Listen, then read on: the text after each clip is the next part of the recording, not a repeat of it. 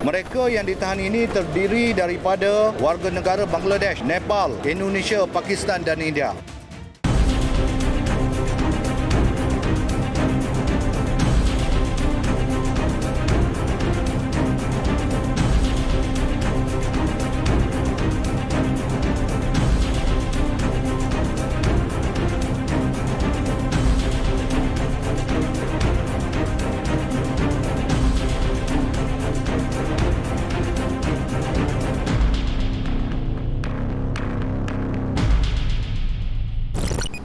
Assalamualaikum dan salam sejahtera. Anda sedang menonton 999. Siaran ini juga boleh ditonton secara HD di www.tonton.com.my. Kondominium mewah jadi sarang penempatan lebih 3,000 warga asing. Tiada dokumen perjalanan yang sah tidak menghalang mereka daripada menetap sejak 3 tahun yang lalu. Saksikan serbuan yang dijalankan Jabatan Imigresen Malaysia turut disertai wartawan Arisha Khalif.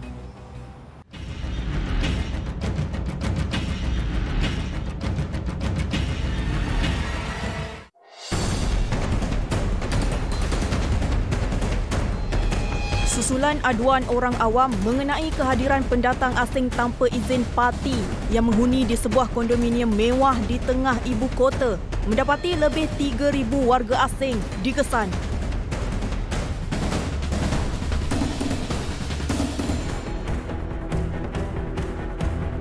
Bagi memastikan isu pendatang asing tanpa izin ini sentiasa terkawal, pihak Jabatan Imigresen Malaysia menjalankan operasi bersepadu melibatkan 338 orang pegawai dari Jabatan Imigresen Putrajaya, Melaka, Negeri Sembilan, Perak, Selangor serta Kuala Lumpur.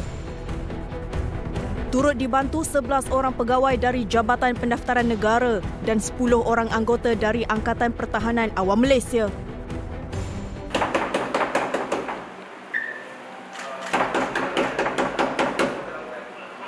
Immigration.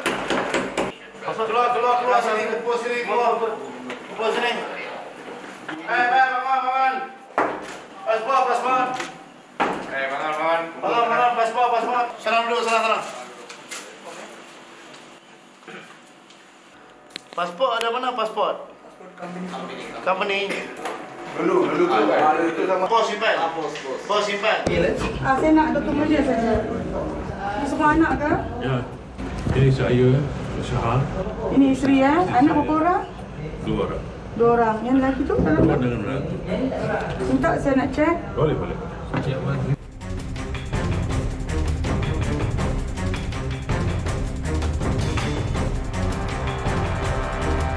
Original pasport kan? Ada bawa kereta. Bawa kereta? Ayah angkat mau Pak. Niko, bawa Niko. Lelaki warga asing berusia 33 tahun ini dipercayai mula menetap di ibu kota sejak Perintah Kawalan Pergerakan PKP dilaksanakan sebelum ini. Dah berapa lama duduk sini? Sini ya? Dah berapa lama? 3-4 tahun. 3-4 tahun. Kerja apa dekat sini? Kerja apa itu kilang lah. Kerja kilang. How much you? 500 like that. Pemeriksaan pasport turut mendapati lelaki warga asing ini disyaki telah menetap melebihi tempoh yang sah. Tangkapan seterusnya membawa kepada 2 lelaki warga asing berusia lingkungan 30-an dikesan memiliki pas lawatan kerja yang telah tamat tempoh. 201. This one expired already. This one also expired. You call your boss or I bring you to office.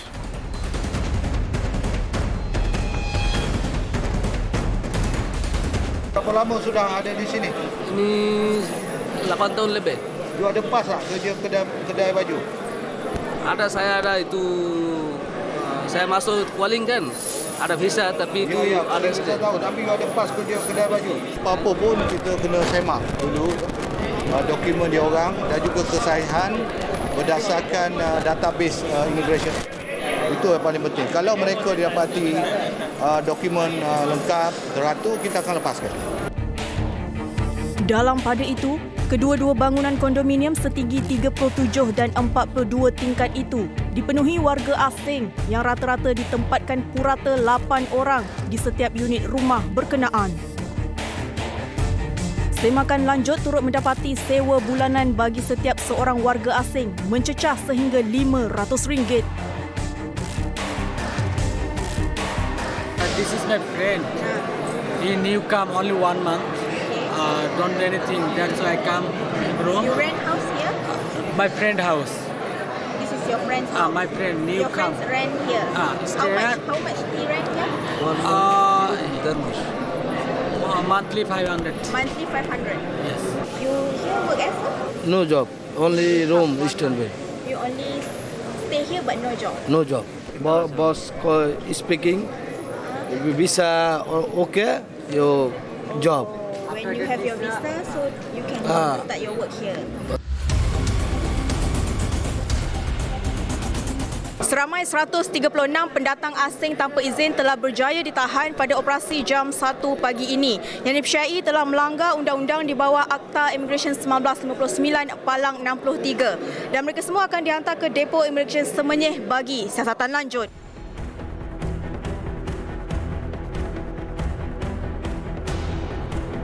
Pati Kayangan, julukan yang diberi kepada warga asing ini apabila kediaman yang didiami mereka berlatar belakangkan Menara Kuala Lumpur, malah ada yang mampu menghuni di unit penthouse. Mereka yang ditahan ini terdiri daripada warga negara Bangladesh, Nepal, Indonesia, Pakistan dan India. Dan kesalahan yang kita tengok pada hari ini banyak tertumpu kepada kesalahan overstay, iaitu tinggal lebih masa. Ada juga kes kita jumpa mereka tinggal di tingkat atas duplex tu. Jadi maknanya warga asing ini mereka mempunyai kemampuan yang agak besarlah untuk tinggal di penthouse di tingkat atas tu. Kesemua yang ditahan berusia 20 hingga 70 tahun itu turut disiasat mengikut Akta Pasport 1966. Tindakan ini adalah satu tindakan berterusan Jabatan Imigresen Malaysia dalam memastikan warga asing yang berada di Malaysia mempunyai dokumen yang sah. Itu yang pertama. Yang kedua, mereka juga perlu memiliki pas yang sah sekiranya mereka bekerja di Malaysia. Itu adalah tindakan kita dalam memeriksa pemeriksaan berterusan ini supaya mereka tu mempunyai dokumen. Antara perkara juga hasil risikan berterusan di pihak Jabatan Imigresen dan juga kita menerima aduan awam yang bimbang dengan kebanjiran warga asing.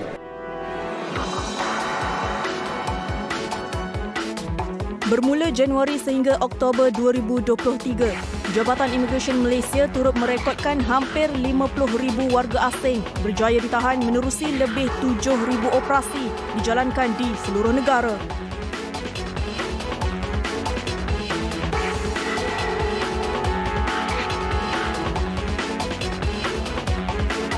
Laporan Arisha Kalim, 999.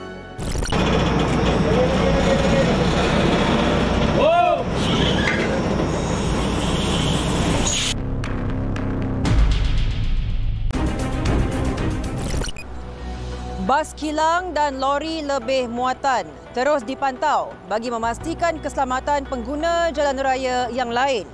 Dua lokasi sekitar Ipoh, Perak menjadi sasaran pasukan Jabatan Pengangkutan Jalan Negeri Perak. Saksikan perinciannya bersama wartawan Syukri Ibrahim.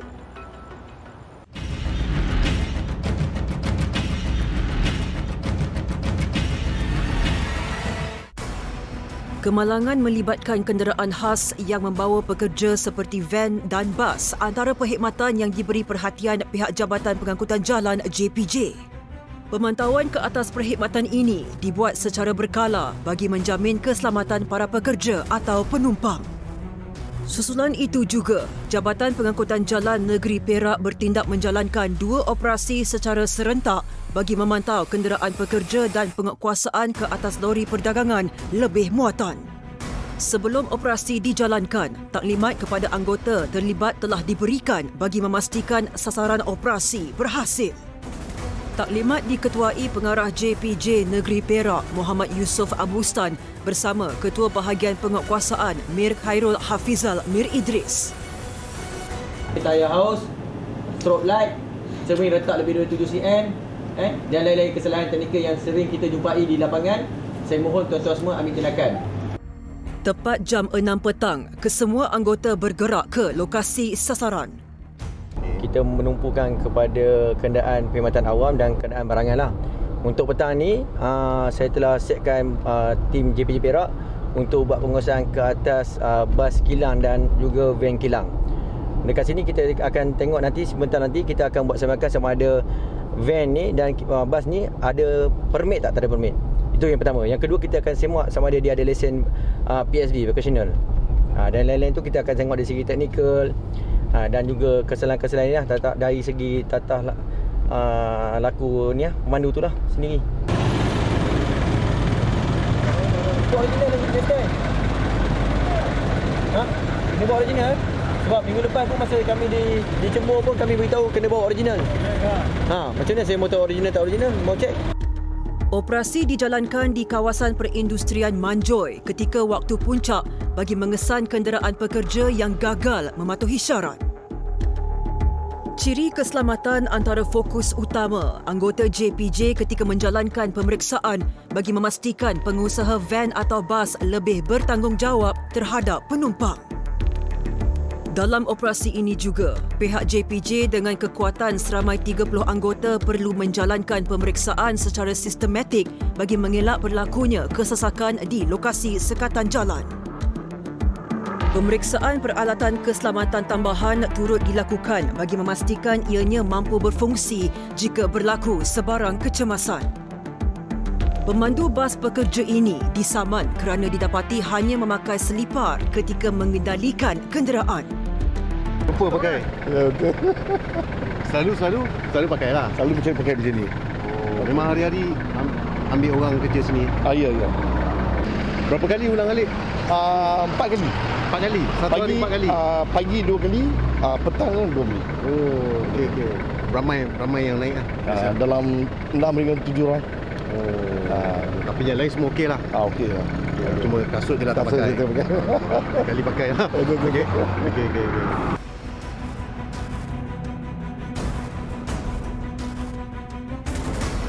Sebuah bas kilang didapati gagal mempamerkan permit perkhidmatan ketika diperiksa. Rentetan itu, pihak JPJ telah mengambil keterangan pemandu untuk tindakan lanjut.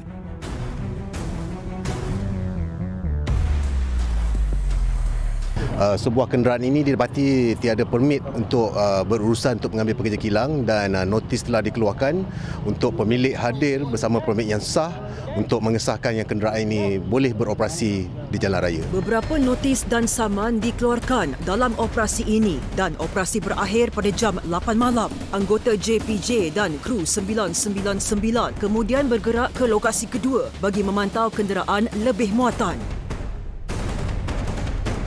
Faktor lebih muatan, kerosakan teknikal dan etika pemandu antara perkara yang dititik beratkan oleh pihak JPJ dalam operasi ini. Sebuah trailer yang membawa muatan biji besi dari arah Air Putih menuju ke Bandar Kemaman hilang kawalan akibat jalan licin berikutan hujan kira-kira jam 9 pagi tadi. Trailer terbabit kemudian merempuh sebuah kereta di hadapannya menyebabkan berlaku rantaian perlanggaran dengan beberapa buah kenderaan lain. Operasi pemantauan kenderaan perdagangan lebih muatan dijalankan di stesen penguatkuasaan JPJ Kuala Kangsar, Perak.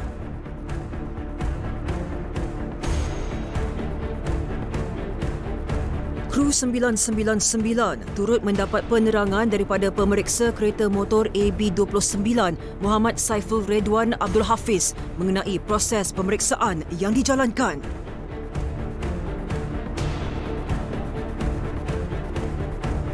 Beberapa peralatan khas turut digunakan bagi mengesan kesalahan setiap lori yang mempunyai had muatan tersendiri.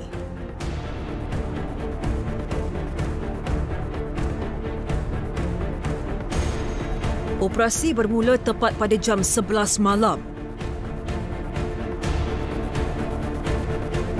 Kenderaan lori perdagangan mula memasuki ruang timbang bagi melalui proses pemeriksaan berat muatan yang dibawa. Maklumat perjalanan dan pemandu akan diperiksa bagi memastikan kenderaan dalam perjalanan yang sah.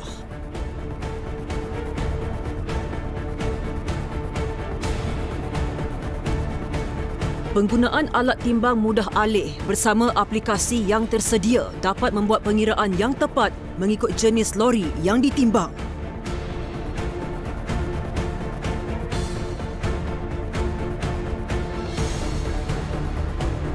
Setiap kenderaan mengambil masa sehingga 30 minit untuk ditimbang bergantung pada jumlah gandar dan bilangan tayar yang digunakan.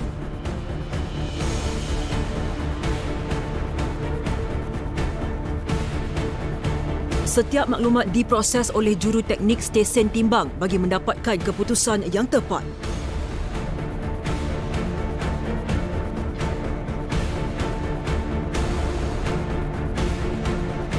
Hasil pemeriksaan, lori yang membawa muatan berbentuk cecair ini mempunyai berat muatan yang dibenarkan dan spesifikasi kenderaan dalam keadaan baik.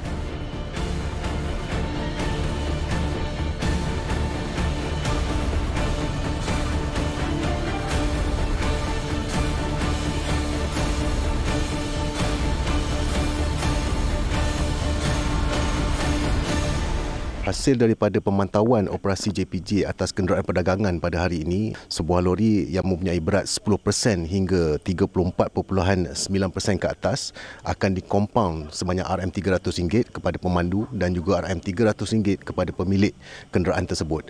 Manakala kenderaan yang mempunyai berat lebih 35% ke atas akan menghadapi dakwaan di mahkamah di bawah Akta Pengangkutan Awam Darat 2010. Dan paling berat sekali ialah kenderaan yang mempunyai berat lebih 71% di mana akan menghadapi proses sita dan lucut hak pemilikan.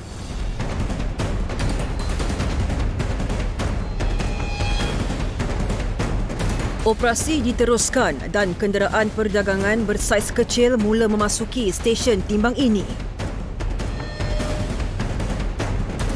Sebuah lori yang membawa minyak diesel didapati mempunyai lebihan muatan sehingga 30% daripada had yang dibenarkan. Susulan itu, saman kompaun telah dikeluarkan kepada pemandu dan juga pemilik lori. Operasi kita malam ini adalah untuk memantau dan memeriksa kenderaan-kenderaan lebih muatan yang mana kami ditugaskan untuk membuat operasi patuh, terutamanya kita kepada lori-lori perdagangan. Pada malam ini yang kita melihat rata-rata ramai yang mematuhi undang-undang yang telah ditetapkan.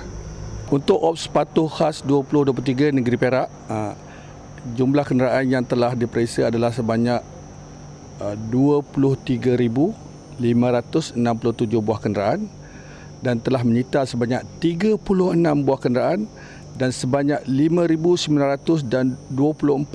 notis saman JPJ P22 telah dikeluarkan sehingga semalam, dan saya menekankan dalam bulan Oktober ini untuk kenderaan perdagangan. Pelbagai notis telah dikeluarkan oleh pihak JPJ kepada pemandu dan pemilik kenderaan yang diperiksa dalam operasi ini. Operasi tamat jam 4 pagi. Laporan Syukri Ibrahim, 999. Saya nak tahu you pasport. Pasport sini. Tak boleh. You polis kan, saya polis.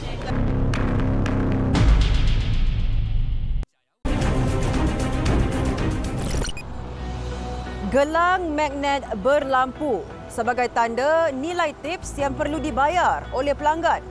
Itulah taktik terbaru digunakan premis hiburan Kuala Lumpur dalam menawarkan khidmat gadis pelayan pelanggan atau GRO. Wartawan Ainu Abdul Rauf menyertai op pintas yang digerakkan pasukan D3 Jabatan Siasatan Jenayah Bukit Aman dalam membantras kegiatan itu.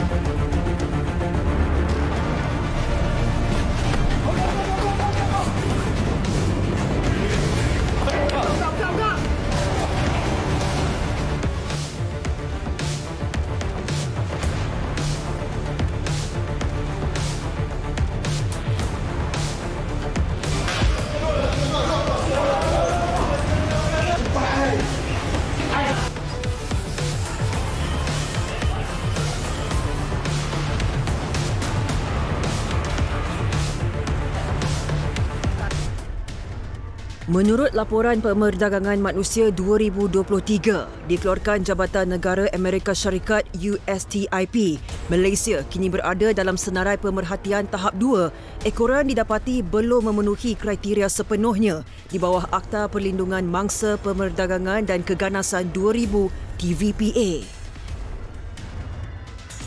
Namun, pihak berkuasa khususnya PDRM tetap berhasrat untuk meningkatkan usaha dalam membantras jenayah tersebut di Malaysia.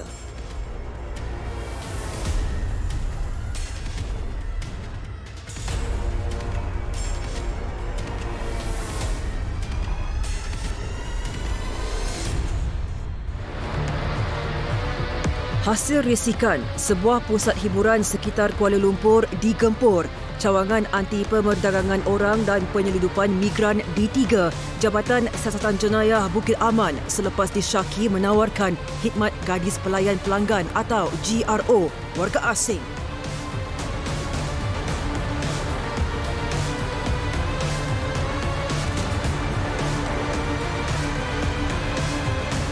Later, okay? Relax, later, okay? Relax, later. Okay, all give your passport first.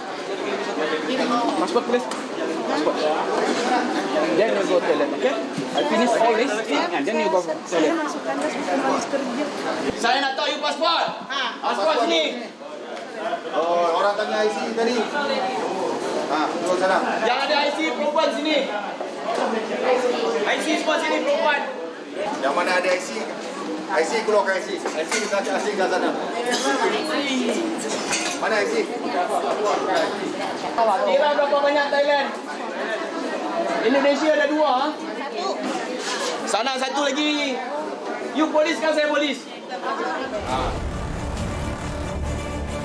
Ketika serbuan jam 1 pagi, majoriti warga asing yang ditahan disyaki melanggar Akta 15-1-C, Akta Imigresen 1959 Palang 63 kerana tinggal lebih masa selain menyalahgunakan pas lawatan sosial. 22 ada berdua. Semua sekali 24. Kalau ikutkan kalau tarikh cop ni memang overstay lah buat 30 hari. Ada yang 90 hari, ada yang 20 hari. Cop keluar lu, masuk kan. Return. Banyak 16 bulan keluar. Tiga hitam, calon. Masuk banyak kahwin. Apabila disoal, majoriti wanita warga asing yang ditahan mendakwa diri mereka sebagai pelanggan dan tidak bekerja di pusat hiburan ini. Namun, pemeriksaan lanjut pihak polis mendapati pemilik premis dipercayai menyediakan loker bagi gadis pelayan pelanggan ini menyimpan barangan berharga mereka sebelum bekerja. Selain itu, premis hiburan tersebut turut dikesan menyediakan gelang magnet berlampu dipercayai disediakan sebagai hadiah daripada pelanggan untuk GRO yang sedang bekerja.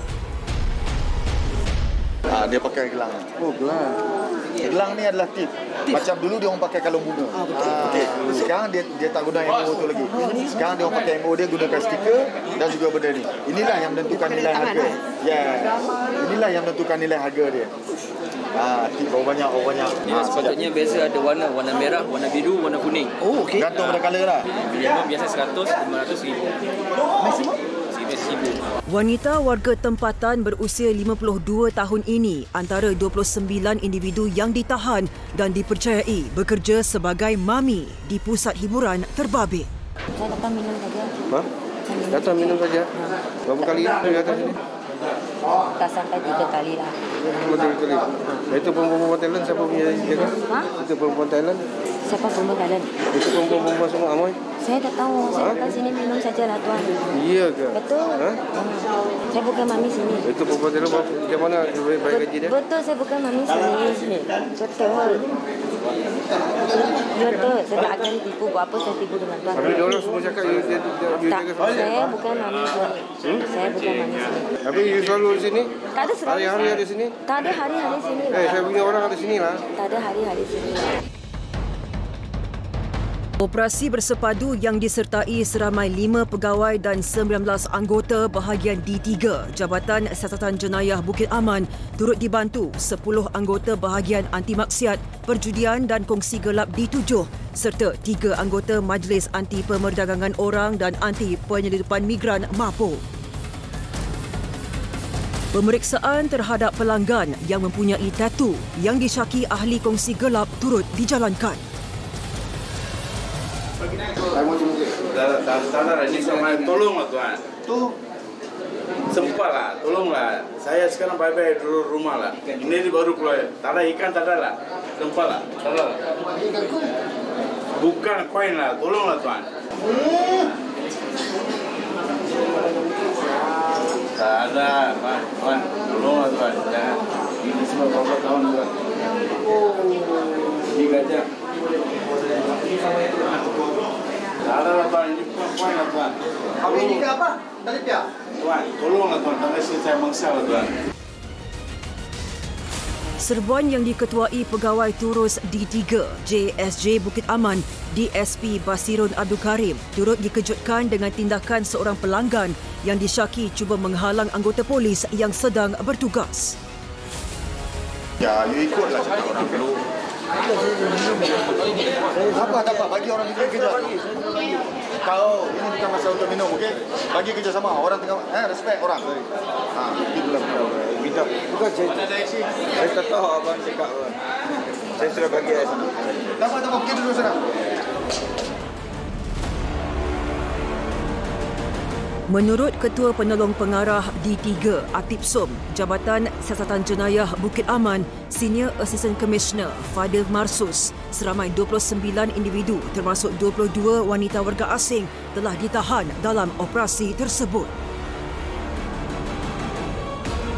Kes disiasat mengikut Seksyen 55(B) dan Seksyen 6(1)(C) Akta Imigresen 1959 Palang 63, Peraturan 39(B), Peraturan Imigresen 1963 serta Seksyen 186 Kanun Keseksaan. Laporan Ainul Abdul Rauf 999.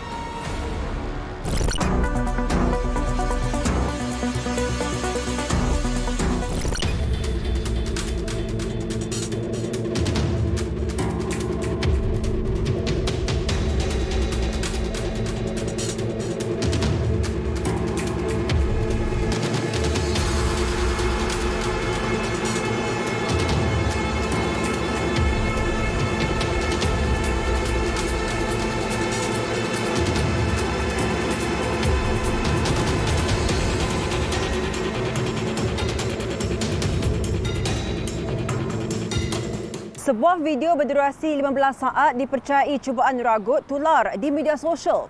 Kejadian yang melibatkan penunggang motosikal itu mengundang kecaman serta kerisauan netizen, terutamanya bagi mereka yang menunggang motosikal.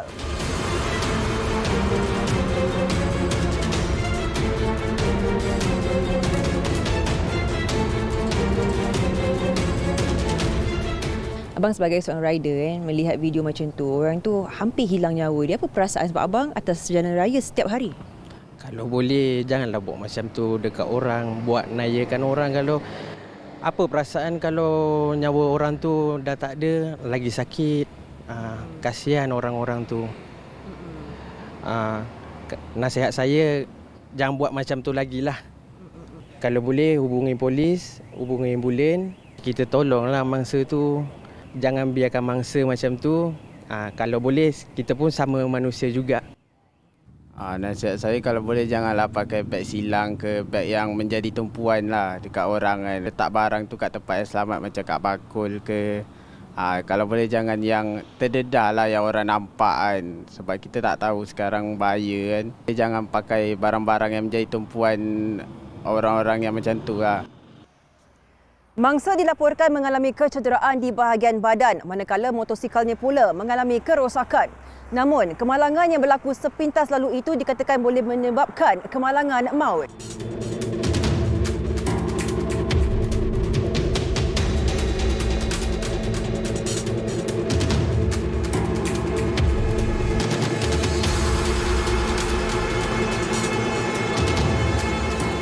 penunggang motosikal yang membawa beg sandang atau apa juga beg yang ada dekat belakang dia ni.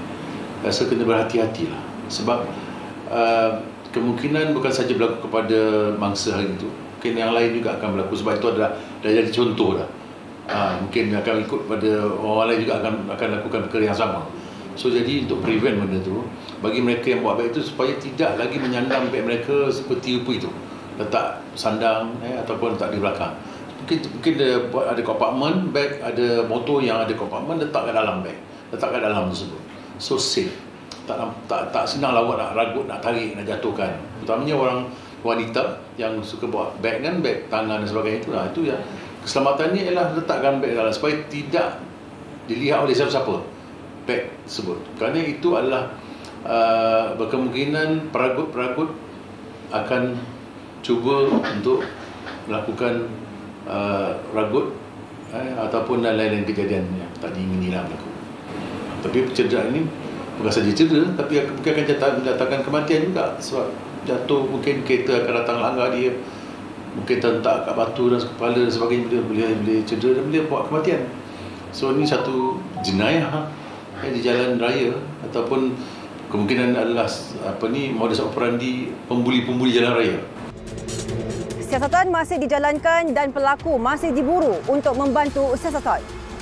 Kesalahan boleh didakwa mengikut Seksyen 395 Kanun Keseksaan yang memperuntukkan hukuman penjara 20 tahun dan sebatan jika sabit kesalahan. Saksi diminta tampil untuk membantu siasatan.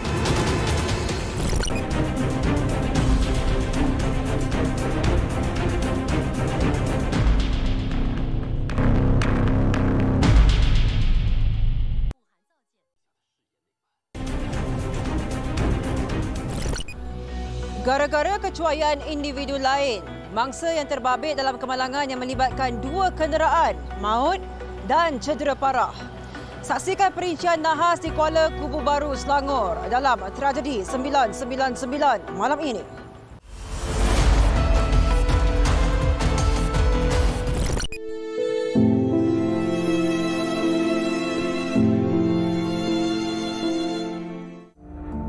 Kemalangan yang berlaku di Jalan Kuala Kubu Baru berhampiran serendah Golf Resort pada Khamis lalu membabitkan 2 buah kenderaan telah mengakibatkan 2 lelaki dan seorang wanita maut manakala seorang lagi mengalami kecederaan di bahagian mata.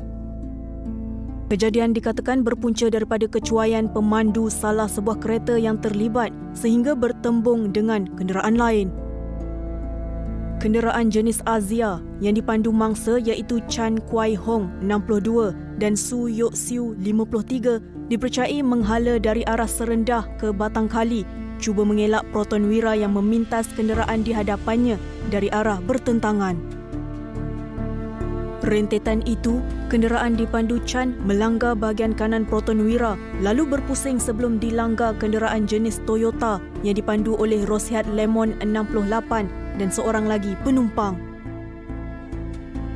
Ketua Polis Daerah Hulu Selangor, Superintendent Ahmad Faizal Tahrim berkata, pemandu Protonwira itu cuba melarikan diri selepas terlibat dalam kemalangan tersebut, namun suspek berjaya diberkas di Hulu Yam Selangor pada jam 11.30 malam hari yang sama. Menurutnya lagi, suspek yang merupakan seorang lelaki berusia 61 tahun itu mempunyai 5 rekod jenayah lampau termasuk kesalahan dadah. 3 mangsa yang maut dihantar ke Hospital Kuala Kubu Baru untuk dibedah siasat manakala penumpang yang cedera dibawa ke Hospital Selayang untuk rawatan lanjut. Suspek ditahan dan disiasat mengikut Seksyen 41-1 Akta Pengangkutan Jalan 1987. Kemalangan maut yang melibatkan sebuah kereta dipandu oleh seorang remaja perempuan berusia 14 tahun membawa kepada pendedahan 2 kes rogol. Kejadian yang berlaku di Alor Star, Kedah itu membuka tirai rangkuman kejadian jenayah Seminggu 999.